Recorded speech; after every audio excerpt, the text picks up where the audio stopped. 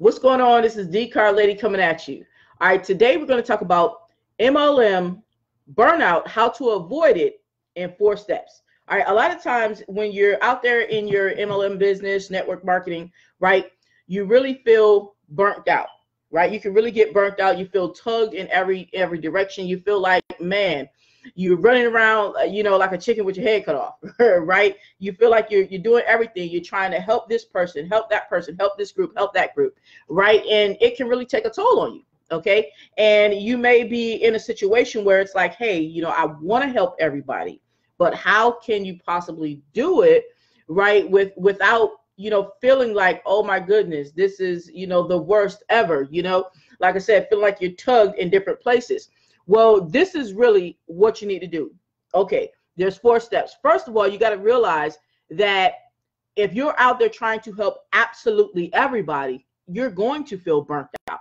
That's really the reason why you're feeling burnt out, because you're trying to, cater to absolutely everyone online in your business. All right. So this is what I need you to do. 4 steps. First, you're going to ask yourself a question. Who is your dream client? Okay. Who is your dream client? All right. Now, the reason you want to know that is because even though you may say, hey, I want to help everybody, there are certain people that are going to be good for you to work with. All right. Everybody is not going to be, your ideal client or your dream client to actually work with. So you want to ask yourself, who is my dream client? All right. And now how can you find that dream client? Going along with this same step, you want to look at, different people that you've worked with in the past that you liked working with. Okay. Who joined you in the past that you were appreciative that they joined you, that they were, really a godsend, to work with. Those are the type of people, that you want to look for. All right. So you can say, okay, well, I know I've had, 20 people join me in business in the last month. Let's just say, right?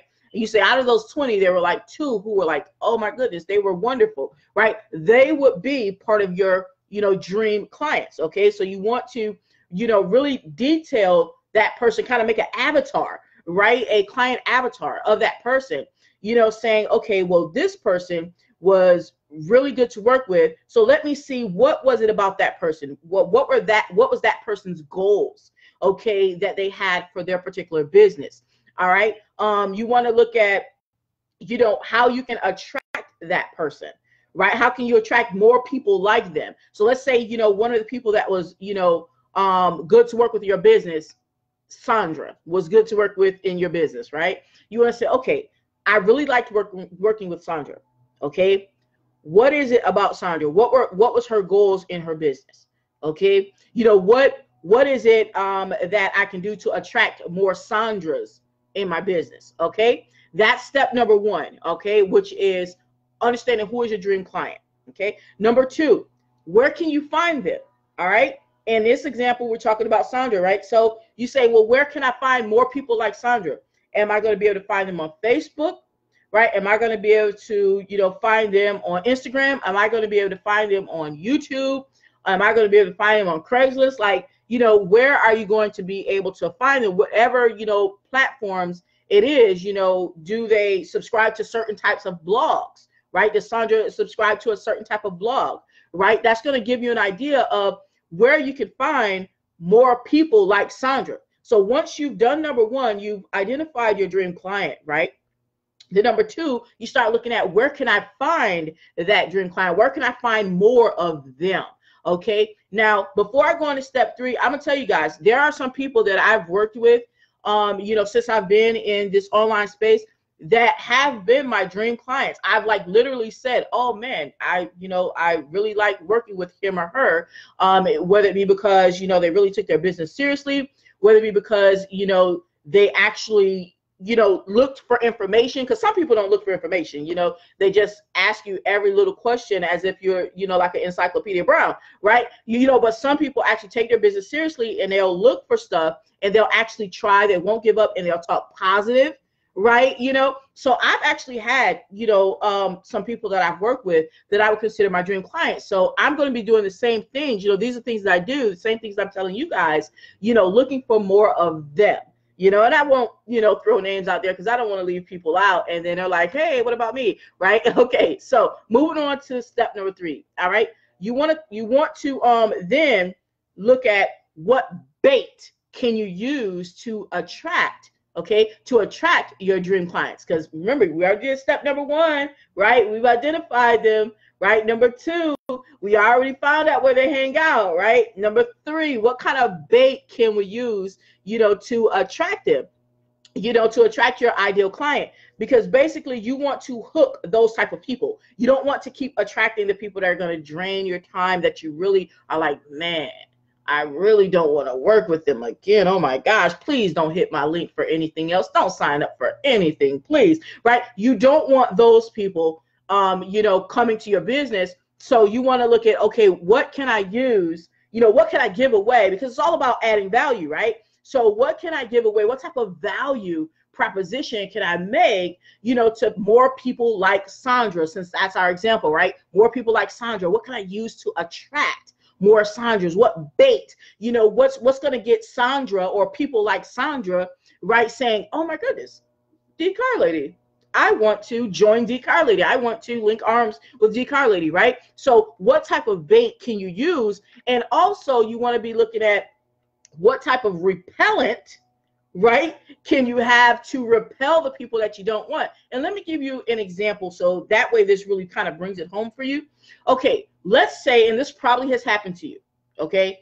Let's say you find yourself getting a lot of people, you know, reaching out to you about your business that, you know, they're, man, I'm gonna just say it, they're broke, right? And I don't mean economically broke, I mean their mindset is broke, okay? Forget being politically correct right now. They're broke, right? Their mindset is broke, right? So if you're getting a lot of people coming to you, asking you about your opportunity, and they're expecting everything to be free, they're like, what is, so I have to pay money to join? I don't want to pay any money to join, right? Okay, those are not the people that you want, right? 9 out of 10, they're not, right? You don't want the broke people, right? So you have to look at what can you do to repel them. So an example of how you can repel broke people, right? And once again, this is not an economic thing. This is a mindset, right, of people being broke, okay? One way you can repel them is upping the price of whatever, you know, you got going on. So let's say you have an opportunity, real world example. Let's say you have an opportunity that has multiple levels, right? Let's say you have a $25 level, you know, $100 level, all the way up to like a $2,000 level or a $1,000 level, right? Okay, because that's one of the opportunities I'm in, has these different levels, all right? So when you're constructing your marketing message, right, do you want to give the impression that, you know, you're tailoring it to the $25 level and say, hey, you can start as little as $25, right? While that may be true, but do understand what you're attracting. If you don't want people who only want to invest 25 bucks into their financial future, then don't tailor your message, right, to those people, because you're going to attract those type of people. So in order to repel those type of people that may have that broke mindset, okay, then you're not going to tailor to what they would like. If they would like the $25 level, you're not going to, you know, be pushing the $25 level, right? So that is how you can attract who you want, right? But also repel the people that you don't want, okay? So that is important, okay? That was number 3. All right. Now, number 4, all right, because I told you it's 4 steps. Number 4, all right, you want to look at what results do you want to, you know, do you want to get for them? Because like I said, it's about adding value, you know, and it's about that person, okay? It's about whoever, once you've done step 1, 2, 3, it's about them. You know, what do you want to, you know, bring to their situation? What do you want to take them from point A to point B? Because at the end of the day, guys, here's a tip, all right? If your product or service, right, is not intended to take a person from this position to a better position, okay, then you're doing it wrong, right? You got the wrong product or service if it's not intended to take a person from this position to a better position, okay? So you want to look at, you know, what is it, you know, that is in your arsenal that can help them, okay? And don't think that it's just about, you know, the link itself saying, oh, well, yeah, they can make $1,000 from my product, right? What else can it do? Everything can tell you they can make $1,000 or they can make $500 or whatever. What else can it do, right? Okay, and I'll give you a real world example so that you really understand this. This is a real world example of one of the products that I have, right? Well, a lot of products I have are education based. Okay. So even though there are money-making opportunities attached to the education, but what that product or service also offers is the fact that it's literally education, right? Educating that person on how they can market their business better, right? Even if it's not that business. Here's the thing, right? They don't have to market that business, that biz op. Are they able to learn something that can help them market their other businesses, right? So that's something that can help a person, get a result. So you want to know the result that you want to help them get. You want them to be able to get, for example, more leads in their business, whichever business it is. You want them to be able to get more sales in their business. You want them to be able to grow their brand in their business. You want them to be able to have higher confidence in their business, right? So all of these things are just examples, right, of what you would want to offer, what you would want to offer them as a result. What type of result can you offer them?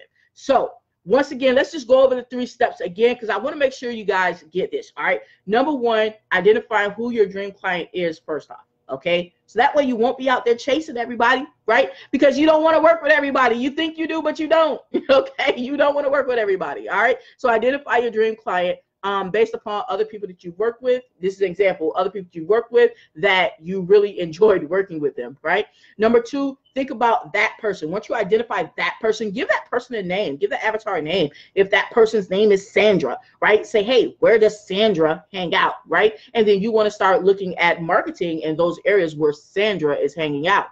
Number 3, what type of bait can you use, okay, to attract Sandra? Think about that. What was Sandra like? What would kind of get Sandra's juices going, right? So that way you can put out the bait like you fishing.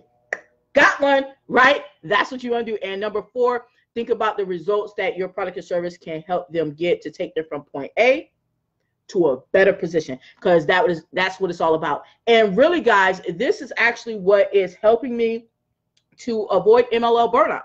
Okay, so instead of chasing just pretty much everybody and having your marketing message all over the place, right, and having people come to you and you're wondering why they're coming with a broke mindset, or you're wondering why they're coming with a complaining attitude, right, instead of a I can do, right, definitely take note of these 4 steps. All right, MLM burnout, how to avoid it in 4 steps. All right, other than that, guys, you already know what we do.